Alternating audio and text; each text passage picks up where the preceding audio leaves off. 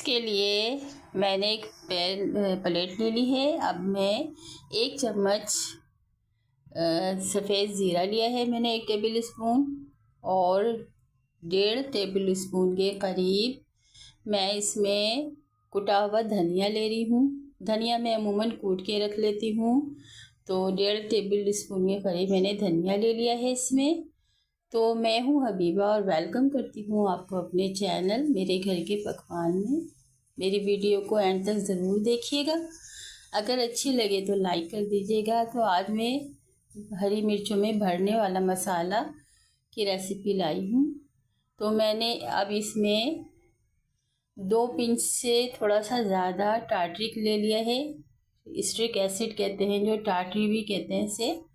तो 2 पिंच से ज़्यादा थोड़ा सा ले लिए, 3 पिंच के करीब आप ये टार्टरी ले लें। और नमक हस्बे ज़रूरत। ये आधा पाव मिर्चों की बड़ी वाली हरी बड़ी मिर्चें जो होती हैं, मैं तो तेज़ वाली लेती हूँ, उसका मसाला है।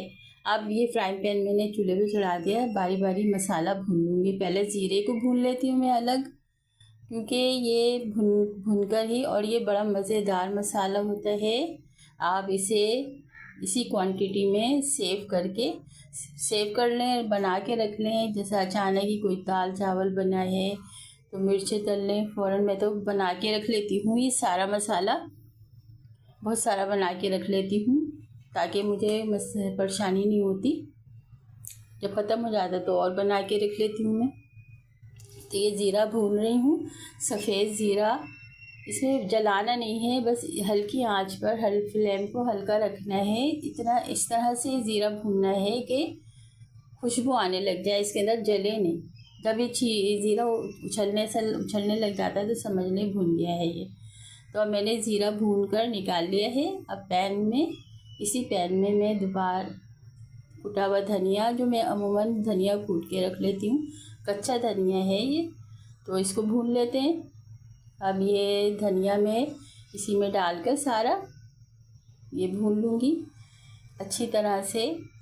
इसमें भी खुशबू सी आने लग जाए। धनिया ज़रा देर से भूनता है। इसमें ½ टी स्पून के करीब हल्दी भी डाल देती हूँ, मैं शामिल कर देती हूँ। और जल्दी जल्दी चम्मच चलाते हैं ताकि हल्दी जले नहीं।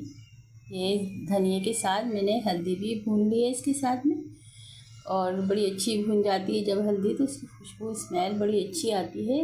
इसको भी उतार लेंगे, प्लेट में डाल लेती हूँ मैं सारा।